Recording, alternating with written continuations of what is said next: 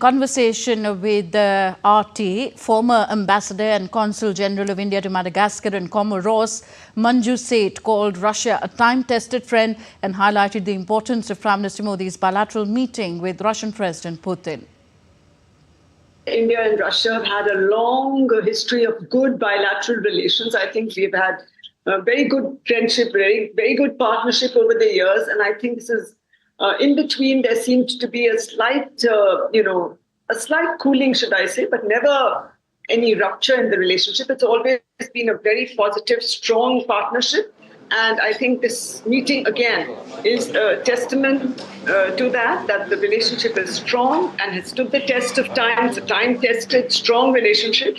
And the fact that, at the way they met, the visuals that have come in and they share their car, I think these are all very powerful images to indicate the strength of the relationship and the very strong partnership that both countries enjoy and the trust that we enjoy. I think that is very important. It's a very trusted relationship over the years. Yes, we would like to really build on this, and I feel what will be discussed and what has been discussed between the two leaders, I think, will be something which is in our mutual interest, and will, the good thing about this relationship is that both countries are very, very, they look after each other. They're very sensitive to each other's concerns, and I think that is a positive in any relationship.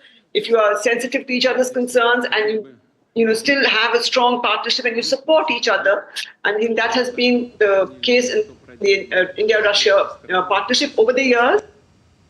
Ambassador Manju Seth also slammed White House Trade Advisor Peter Navarro for his Brahmins profiteering remark, calling it undemocratic. This kind of undiplomatic language that is being used, I think, is something which is not normal between democratic countries or even good, great countries. I find that, especially given that the relationship between India and US was at a certain strategic level as well. And so these kind of statements coming out, and this statement, undiplomatic, saying getting into bed and all that, and saying that Brahmins are profiteering. I mean, it's absurd if it wasn't so sad, the way they are going on about using this kind of terminology. Further, she also highlighted the importance of Prime Minister Modi's meeting with Chinese President Xi Jinping.